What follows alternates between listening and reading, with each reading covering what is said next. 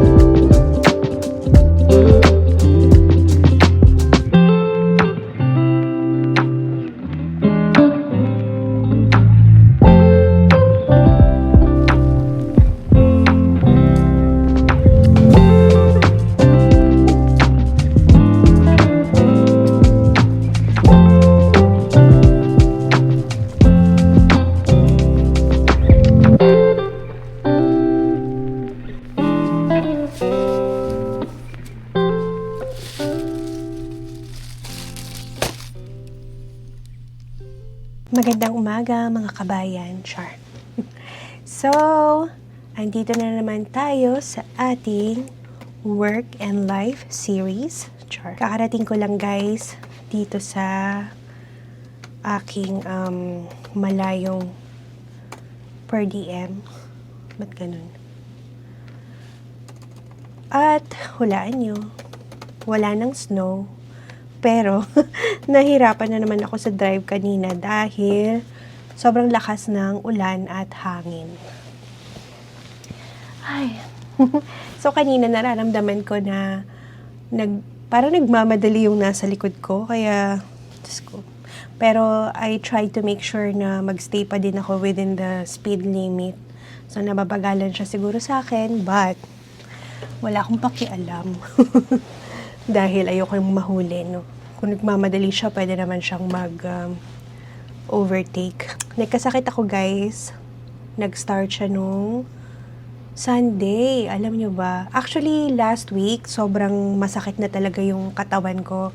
Meron akong napanaginipan. Doon sa panaginip ko, parang tinitignan ko daw yung katawan ko sa salamin, tapos punong-puno daw siya ng pasa. Tapos pagising ko, yun nga, parang wala siyang pasa, pero para akong binugbog ng, multiple times. Kasi sobrang sakit ng katawan ko. Pagising ko, wala naman akong lagnat. Yun lang talaga, masakit yung katawan ko. Pero pumapasok pa din ako last week. Tapos nung Sunday, ng afternoon, after kong maligo, dun na, nagkasinat-sinat na ako. Tapos parang nag-start na ako na magkaroon ng sipon, ganyan. And, ayun, nagkasakit na nga ako hanggang sa nagpaalam ako dun sa boss ko na hindi muna ako papasok ng Monday. Pumayag naman siya kasi yun nga, ayoko din namang makahawa. Pero pagdating ng Monday, medyo nagsisinat-sinat pa din ako pero hindi na ako pwedeng umabsent kasi wala na akong PTO tsaka nahihiya din ako sa boss ko. Kasi kaka-off ko lang ng 2 days nung birthday ko tapos yun na, wala na naman ako last Monday. Di, ayun, Ang nangyari, wala na akong lagnat nung Monday ng gabi, pero grabe yung sipon ko. So, kung mapapansin nyo ngayon, parang nagaano pa din, parang medyo ngongo pa din ako. Kasi, ayun nga, hindi pa ako fully recovered talaga. Pero ang maganda dyan is, hindi na ako sinisipon, kaya medyo okay naman na yung pakiramdam ko. So, ngayon, meron akong 5 hours of treatment. So, maikli lang yung schedule ko today. Konti lang yung binigay niya ng mga patients, but it's okay. Actually, parang, I'm not sure if second to the last day ko na ngayon. And medyo nakakasad because, yun nga, happy talaga ako sa facility na to. Pero, malay mo, in the future, tumaas yung rate nila, tapos anuhin pa din nila ako. I-consider pa rin nila ako. Dumaan pala ako guys sa kanina, sa McDonald's. Kasi wala akong lunch. Ano lang naman itong binili ko, parang sandwich lang. And then, na-discover ko dun sa likod ng McDo. Hindi naman super maganda yung view, but okay siya. Para siyang river, tapos medyo brown yung water niya kasi nga umuulan. Pero feeling ko, maganda siya kapag sunny or summertime. Ayun, medyo nakaka-happy lang din na wala na yung mga snow. Pero hindi ko alam, baka mamaya sa mga susunod na araw, bigla na namang magkaroon. Kasi minsan, nagsusurprise siya. Akala mo wala na, meron na naman pala. Anyway, mamaya tsikahin ko kayo ulit. Kailangan ko lang basahin yung mga precautions sa mga patients na to para makapag-start na ako ng maaga. You're so My son and grandkids that live in Lyons, they have the indoor and outdoor you're so cats. They're tall, but they're not nothing like that. Hi guys! So, while I am waiting for my car na warm up talaga, na mag-warm, konting chika lang, no? So, uwi na ako, and medyo maaga today, 2:30, kasi hindi nag-participate yung isa, tapos yung isa naman, kasama niya yung family niya. So, ayoko naman na istorbohin, kasi baka mamaya malayo pa yung pinanggalingan ng family. At baka ito lang yung time na makasama nila siya. Kaya, hindi ko na lang siya inistorbo. Sabi naman ng boss ko, kung hindi sila mag-participate, okay lang. But anyway, I just want to say na medyo nasasad ako kasi siguro hindi ko sure kung may isang araw pa ako dito or 2 araw na duty, and then yun na yung last. Nakakasad lang kasi kung kailan, alam mo yun, medyo nagagamay ko na yung driving. Char, kala mo nung magaling. At saka, gusto ko talaga yung mga tao dito kasi sobrang bait nila. So, quick chika lang, no. Meron akong pasyente dito na naging patient din nung isang Pilipino na nasa isang facility na malapit dito. So, yung Pilipino na yun, guys, is nakasama ko siya sa facility namin for a month kasi trainee namin siya doon. So, gustong-gusto nung patient ko yung therapist na yon kasi lagi daw silang, parang masaya daw lagi yung session nila, ganyan. So, nung nalaman niya na Pilipino ako, ganyan, natuwang-tuwa siya. Kasi kilala ko din yung therapist niya. Tuwang-tuwa siya sa akin nung nakita niya ako. Pero, sobrang nalungkot siya nung sinabi ko na baka ito na yung last month ko dito. Kaya, ayun, pinagmamalaki niya daw ako dun sa mga therapist dito kasi pag tinetherapy daw, parang iba yung ginagawa sa kanya. Tapos lagi sinasabi, si Patty, ito yung ginagawa sa akin, ganyan. So, hindi talaga maiwasan, no, na mag-compare yung mga residents or yung mga pasyente. Ganun talaga eh. Minsan subjective din siya kung gusto ka nila or hindi, ganyan. But so far, yung mga nare-receive ko naman na feedback dito from the residents is parang happy sila dun sa session na ginagawa namin, ganyan. So, may isang pasyente kanina, nagpapatugtog siya ng jazz music. Tapos sabi ko, oh, I like your jam, ha? I like your jam. Ganyan-ganyan ako. Tapos sumasayaw-sayaw akong ganyan. Tapos tawa siya ng tawa. So, minsan kasi guys, malungkot talaga yung mga pasyente or yung mga nakatira sa nursing home. Oo naman, kasi syempre malayo sila sa family nila, ganyan. And minsan, I'm just, trying to make the session feel lighter and better for them kahit na ayaw nilang nag-exercise, ganyan. Parang ginagawa ko na lang siya na fun. Tapos rinchika ko sila, minsan kinakantahan. And I think sabi nga ng husband ko, ito talaga yung calling ko. Nung nasa Pilipinas ako, ang calling ko doon is teacher. Pero dito, talagang, taking care of the geriatric population. Char. Tuloy natin yung chika natin later kasi baka mainit na yung sasakyan.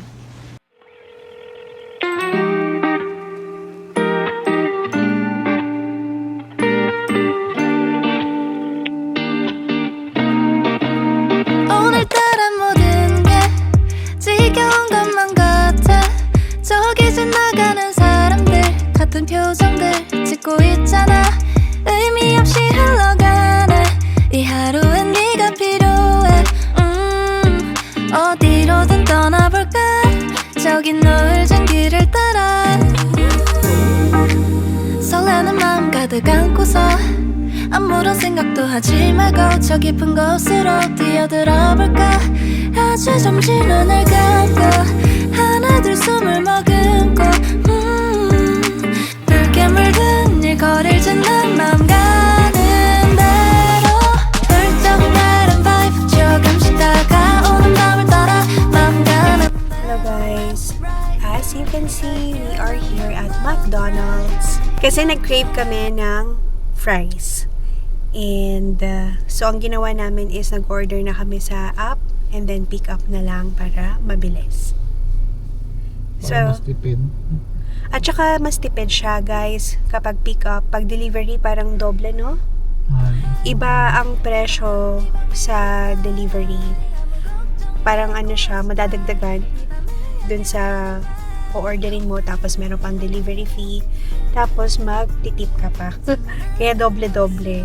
Parang yung normal lang na $7 meal, parang magiging siya, 12 to $14.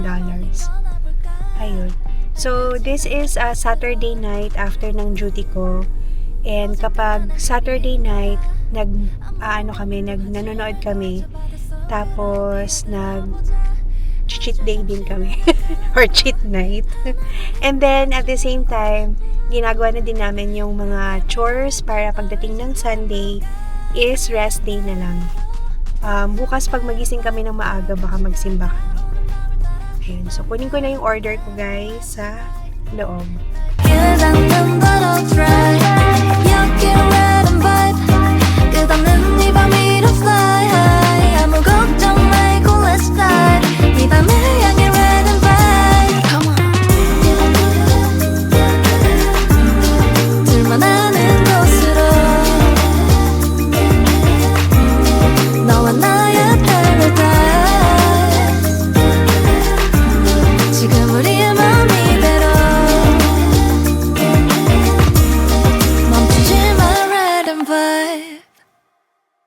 Hello guys! Good afternoon! Na-miss you ba to?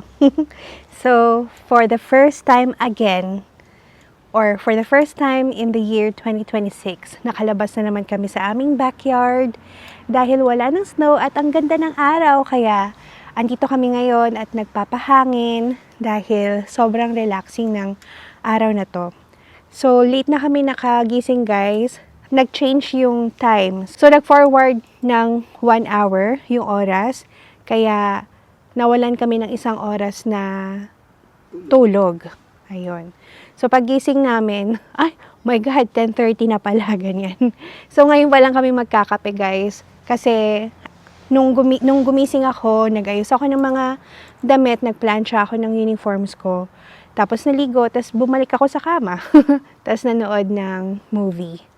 So, chika lang tayo today, no? Kasi wala namang kaming plan para lumabas ngayon. Kahit na maganda yung weather, dito na lang sa labas ng bahay. So, merong nagtanong sa akin, guys, na former student ko, kung bakit daw namin mas pinili na magstay dito sa medyo malayo sa city, kahit na meron naman akong option to transfer kung saan ko man gusto or kung gusto man namin na magpalipat sa city. Take down ko guys, nilagay ko sa aking phone para hindi ko makalimutan. So, number 1, pumunta ako dito sa US na hindi ganong kalaki yung pera na hawak ko. Kasi, kailangan meron kang pocket money dahil syempre magda-down ka sa apartment, bibili ka ng mga gamit sa bahay, ganyan, as a start. Yung affordability dito sa area namin is, talaga, afford na afford kumpara sa city. So, number 1 dyan is syempre yung rent. So, makikita nyo dito, meron kaming nirerentahan na buong bahay na. Kung sa city to, malamang doble or triple na ng rent namin, yung babayaran namin, wala pa naman kaming ganong kalaking pera. Kaya, okay kami dito. Kahit na yung una namin na guys, na nirentahan na apartment, tahimik lang din yung neighborhood, tapos yung una naming kapitbahay, tahimik lang din, wala kaming problema. Tapos, cheaper din siya. Kaya nga, nagulat yung mga kakilala, tinatanong kung magkano yung rent. Sabi ko, 1, 2, tapos 3 bedroom na. Dun sa kanila, parang nasa 3, 5, tapos dalawang bedroom or isang bedroom lang. Kaya sobrang lucky ko na dito ako nailagay ng aking employer. Tapos, bukod pa dun guys, is yung traffic. So, nung una, hindi ko naman kailangan na magsasakyan talaga kasi lalakarin ko lang nasa 10 to 15 minutes lang, tapos work ko na from bahay. Tapos ngayon na may sasakyan kami, wala pa naman kami na-experience na bonggang traffic talaga.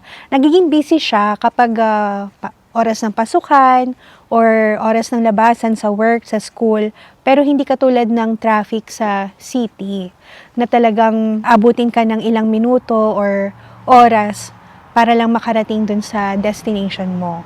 So, ayun, isa pang reason kung bakit ayoko na mapunta sa city. Tapos, another one is yung sa healthcare. Although pare-pareho lang naman guys, syempre, nasa isang state lang naman, like sa New York. Pero, bago ako pumunta dito, alam ko na kasi na meron akong sakit at kailangan ko magpa-opera.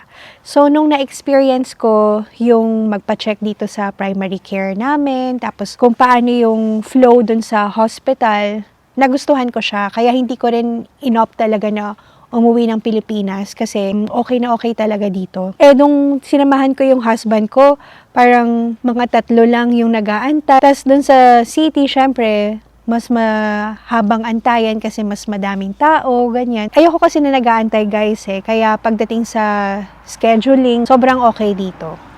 And then another one is, syempre, tahimik. Dati kasi guys, pag sinabing New York, ang pumapasok sa isip ko is New York City na. Hindi ko alam na meron palang upstate, hindi ko alam na meron palang Ithaca, yung mga ganon. Kaya nagulat ako na may mga ganitong areas pala sa New York. And sobrang tuwang-tuwa ako kasi bukod sa tahimik ay napakabait ng mga tao.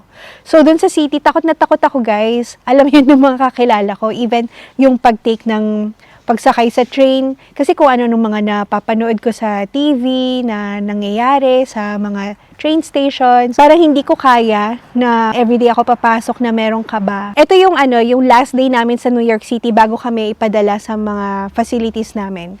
Naglalakad kami sa Brooklyn to guys, after ng medical namin. Tapos, meron kami nakasalubong, parang normal lang na, alam mo yun, yung makakasalubong mo, ganyan. Tapos yung kasamahan namin, hinampas yung bag niya. Kaya, nagulat kaming lahat. Kasi syempre, kitang-kita naman talaga na Asian kami, di ba? Hindi kami taga doon, parang mga turista. Kaya, yung incident na yon, mas lalo akong natakot. Sabi ko, oh my God, buti na lang hindi ako dito titira. Kasi hindi mo alam Actually, kahit na matagal ka nang nakatira dun sa city, parang nakursunadahan ka na, wala kang palag, no? Maliit lang naman ako na babae. Tapos hindi rin naman ako palaban. Pag i-attack ako, parang feeling ko iyak na lang ako, ganyan.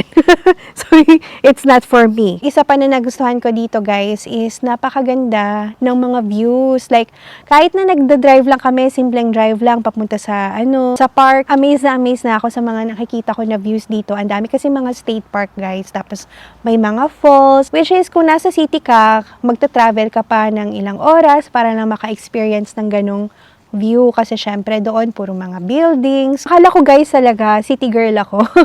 Akala ko pag sinabing New York City talaga. Nung tumira kami dito ko na-embrace yung tahimik na pamumuhay na mas may connection ako dito. Kikwento ko lang din guys, nung pumunta kami sa New York City, ito yung nag-ano na kami, yung para namamasyal na kami kasi tapos na kami sa mga medical. Parang merong emptiness sa heart ko habang naglalakad kami dun sa mga streets.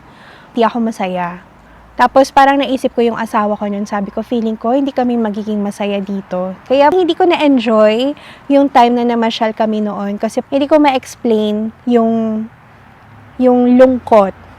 Pero nung guys, nung dinala na ako dito, gabi ako nakarating dito guys, kaya hindi ko nakita yung mga view, ganyan. Pero nung kinabukasan, parang na-amaze ako na, oh my God, ang ganda pala. Tapos parang maaliwala siya. Walang mga buildings masyado, kaya makakahinga ka. And pinaka-reason ko din talaga kung bakit hindi ako nagpalipat is sobrang okay na okay ako dito sa workplace ko. Madami akong mga naririnig na mga nakakatakot na mga stories nung mga nagsisimula pa lang yung mga kakilala kong PT dito. Yung isa kong kakilala, or na-meet ko lang din sa New York City, first day pa lang niya guys, binigyan na siya ng mga 5 evaluation. Iyak daw siya ng iyak kasi wala naman kaming training pagdating sa documentation, di ba? So kahit nasabihin natin na nagkiklinik ka na sa Pilipinas, pagdating dito, makukulture shock ka pa din talaga. Eh yung boss ko, hindi niya ako pre-measure. Ang nangyari is, siguro mga ilang buwan din na hinayaan niya ako na mag-adjust bago niya ako bigyan ng evaluation. So, syempre noong una, ang baba ng mga productivity ko, ganyan. Kasi hindi pa ako marunong mag-manage ng time, pero hindi niya ako pinapagalitan, hindi niya ako sinisita, parang hinahayaan niya lang na matuto ako. Tapos may time nga nun na umiyak ako, tinawagan ko yung husband ko kasi iyak ako ng iyak. So sobrang parang feeling ko kasi parang ang bobo ko, hindi ko alam yung ginagawa ko, ayoko nang pumasok. Eh parang napansin ng boss ko na namumugto yung mata ko. Sabi niya sa akin, relax ka lang. Pag may mga questions ka, huwag kang mahiya na mag-ask sa akin. Just take your time to learn the process or yung mga documentations, ganyan. Kaya parang mas lalo ako naiyak kasi na-touch ako. Ayun, kaya masaya ako na dito ako nilagay. Bukod dun guys, ramdam na ramdam ko na hindi ako iba. Ako lang yung nag-iisang Asian, ako yung nag-iisang Pilipino dun sa facility namin. Pero never ko naramdaman na iba ako sa kanila. Tinutulungan talaga nila ako pag meron akong mga questions. Tapos, inaasar na din nila ako. Yung pagdating naman sa mga workmates ko, like yung mga kasamahan ko na therapist, sobrang okay din sila, kaya hindi ko rin talaga maiwan. Pero, you know guys, thinking na ilang taon na lang natitira sa akin sa agency, doon pa rin ako sa point na nag-iisip kung lilipat ba ako or hindi. So, titingnan natin sa mga susunod na na buwan kung magbabago yung isip ko. Pero, so far, okay na okay kami talaga dito.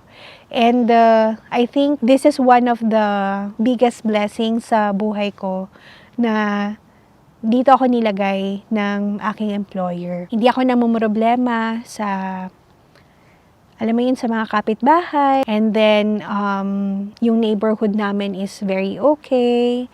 Tapos yung mga guys, yung mga tao na nakakasalamuhan namin sa bangko, sa grocery stores, very helpful silang lahat. Wala pa akong na-experience. Wala pa kaming na-experience of yung racism. Yun, wala pa. As in, thank God. Dahil ayoko ma-experience yun. Ano kami dito? Alam ko na naiba kami, pero I know then na we belong. Gets nyo ba? Ayun. Idagdag ko lang din guys, since nasa agency pa kasi ako, mababa pa lang yung nakukuha ko na sweldo. So, hindi siya enough para makapag-start kami sa city. And then, syempre, may mga binabayaran din ako. Like, nung una, like yung DPT, ganyan. Hindi talaga siya, hindi talaga siya advisable for us na mag-transfer doon.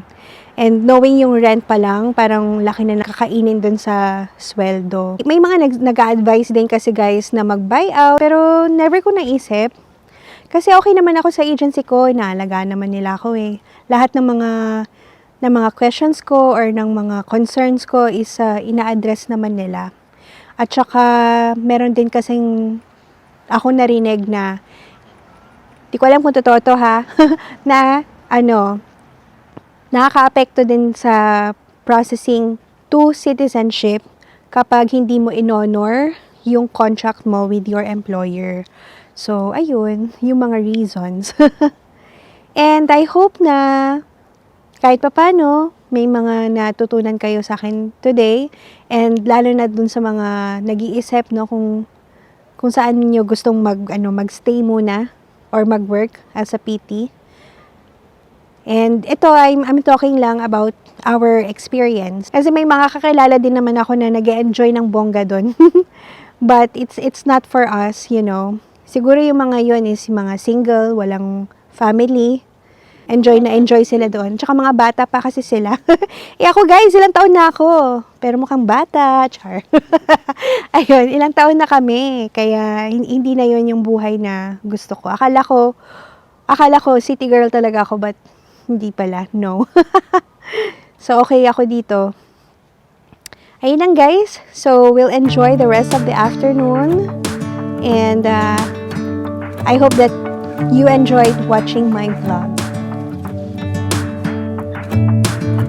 I'm driving, you're smiling, just really doing nothing. That's the thing I like about you. On the highway, it's our way, Route 66, and we keep on driving. We just do what we wanna do. Yeah, no, nothing's complicated with you.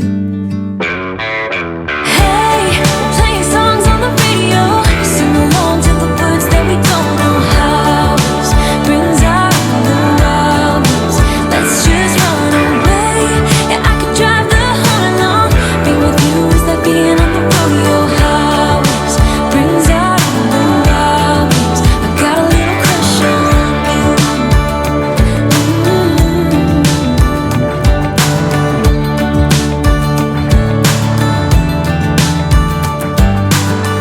You say that I'm crazy.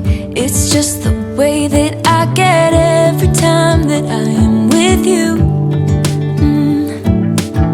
Your laughter takes me to heaven. I just wanna make you repeat it and repeat it again.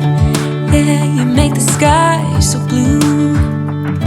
No, nothing's complicated